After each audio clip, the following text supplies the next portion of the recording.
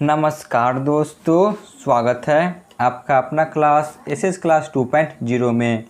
तो फ्रेंड्स, आज पढ़ेंगे साइंस का मोस्ट वीवीआई टॉपिक जो कि है पोषण यानी कि न्यूट्रिशन। यहाँ से 30 एमसीक्यू क्वेश्चन को कवर करेंगे। तो चलिए क्लास की शुरुआत करते हैं। पहला प्रश्न है, प्रकाश संश्लेषण द्वारा किसकी प्राप्ति की जाती है? प्रकाश संश्लेषण के द्वारा, तो इसके द्वारा ग्लूकोज की प्राप्ति की जाती है। क्वेश्चन नंबर 2 पे आते हैं। प्रकृति में ऑक्सीजन का संतुलन कैसे बना रहता है? ऑक्सीजन का संतुलन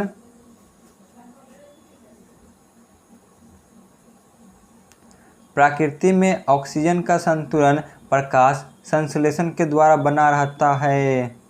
क्वेश्चन नंबर 3 पे आते हैं। स्वपोषी पोषण के लिए क्या आवश्यकता होती है? स्वपोषी पोषण के लिए, तो इनमें से सभी क्लोरोफिल, CO2 और सूर्य का प्रकाश। क्वेश्चन नंबर 4 पे आते हैं। मैग्नीशियम किसमें पाया जाता है? मैग्नीशियम, तो यह क्लोरोफिल में पाया जाता है। क्वेश्चन नंबर 5 पे, प्रकाश संश्लेषण क्रिया में ऑक्सीजन बाहर निकलता है। प्रकाश संश्लेषण की क्रिया में, तो वह है ऑप्शन ए, जल से। क्वेश्चन नंबर 6 पे आते हैं। क्लोरोफिल वर्णन का रंग कैसा होता है? जो क्लोरोफिल का वर्णक होता है, तो इसका रंग कैसा होता है? तो इसका रंग हरा होता है। क्वेश्चन नंबर 7 पे आते हैं। कूटपाद किसमें पाया जाता है? कूटपाद अमीबा में पाया जाता है। क्वेश्चन नंबर 8, कवक में पोषण की कौन सी विधि है? कवक में पोषण की विधि, तो वह है मित्रजीवी, option B. Question number next पे आते हैं। मनुष्य की शरीर की सबसे बड़ी ग्रंथि कौन सी है? मनुष्य शरीर की सबसे बड़ी ग्रंथि, तो वह है ऑप्शन ए, यकृत। क्वेश्चन नंबर 10 पे आते हैं। अमीबा अपना भोजन कैसे प्राप्त करता है? अमीबा अपना भोजन कैसे प्राप्त करता है? तो यह कूटपाद द्वारा अपना भोजन प्राप्त करता है। क्वेश्चन नंबर 11 पे आते हैं। आहार नार का सबसे बड़ा भाग कौन सा है? आहार नार का सबसे बड़ा भाग, तो वह है ऑप्शन है छोटी आंत। क्वेश्चन नंबर 12, कौन सा एंजाइम वसा पर क्रिया करता है? वसा पर कौन सा एंजाइम क्रिया करता है?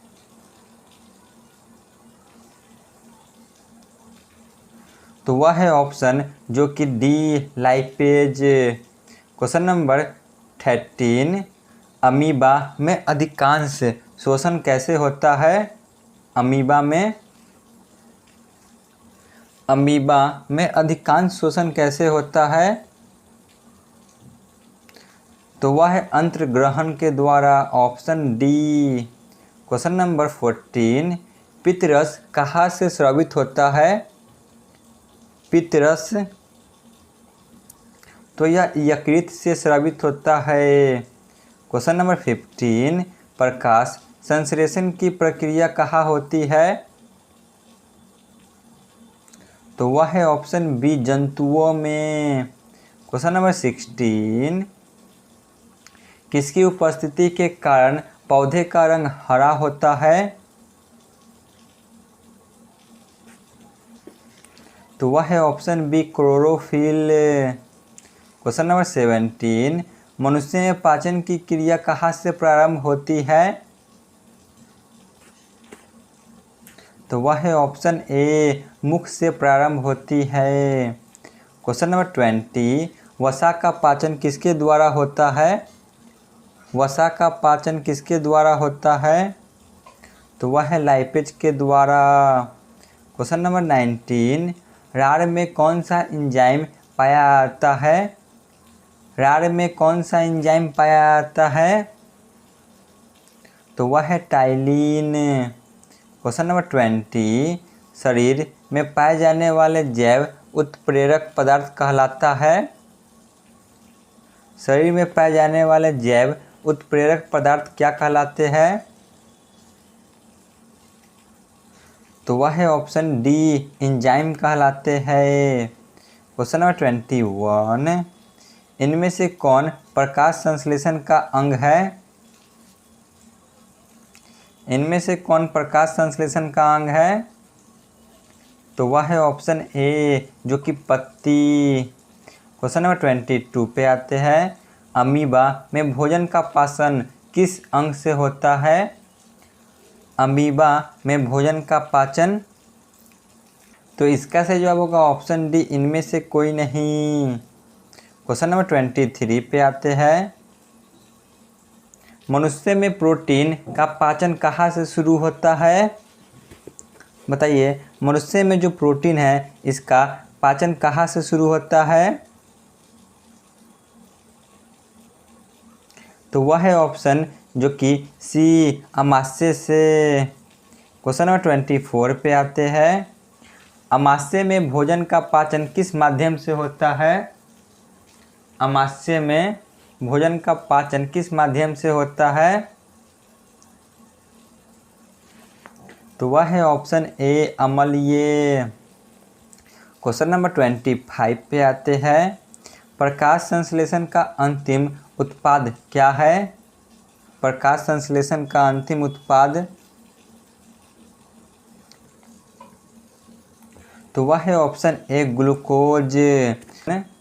वायुमंडल में CO2 की उपस्थिति कितनी है?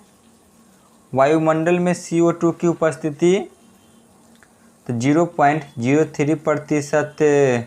क्वेश्चन नंबर 28 पे आते हैं, अमीबा क्या है? अमीबा एक प्राणी समभोजी है। क्वेश्चन नंबर 29, यकृत से कौन सा रस निकलता है? यकृत से पित्त रस निकलता है। क्वेश्चन नंबर 30, ग्रहणी किसका भाग है? ग्रहणी है, यह किसका एक भाग है? यह छोटी आंत की भाग है। क्वेश्चन नंबर 31 पे आते हैं, प्रकाश संश्लेषण प्रक्रम में सूर्य की विकिरण ऊर्जा को ग्रहण करके उसे किसमें बदला जाता है?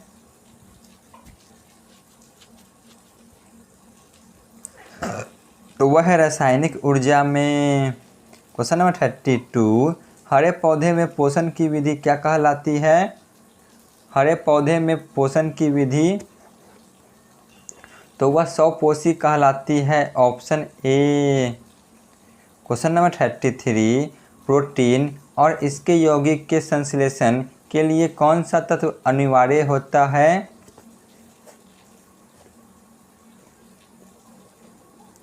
तो वह है nitrogen, option B. Question number 34, निम्न में से पादप परजीवी कौन सी है? तो वह है अमरबेल। क्वेश्चन नंबर 35 पे आते हैं, स्टार्च को तोड़ने वाला एंजाइम कौन है? स्टार्च को तोड़ने वाला एंजाइम, तो वह है इमाइलेज। क्वेश्चन नंबर 36 पे आते हैं, वसा, अम्ल और ग्लिसरॉल का अवशोषण कहाँ होता है? वसा, अम्ल और ग्लिसरॉल का अवशोषण, तो वह है लिम्फ वाहिनी में। क्वेश्चन नंबर 37 पे आते हैं, पाचन क्रिया कहाँ पूरी होती है? तो छोटी आंत में, ऑप्शन बी। क्वेश्चन नंबर 38 पे आते हैं, दांत के ऊपर पाए जाने वाले कठोर परत क्या कहलाती है? तो वह है ऑप्शन बी, इनेमेल। क्वेश्चन नंबर 39, विषमपोषी जीव अपनी उत्तर कोशिका के लिए आश्रित रहते हैं। विषमपोषी जीव, तो वह है हरे स्वपोषी पौधे पर। क्वेश्चन नंबर 40 पे आते हैं, वे पौधे जिनका पोषण शरीर गली चीज़ों पर आश्रित रहता है उन्हें क्या कहा जाता है?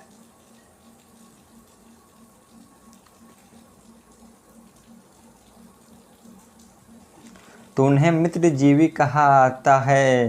ठीक है ना, मित्रजीवी उन्हें कहा जाता है। क्वेश्चन नंबर 41, किस रंग के प्रकाश में प्रकाश संश्लेषण क्रिया सबसे अधिक होती है? तो वह है ऑप्शन ए, लाल रंग में।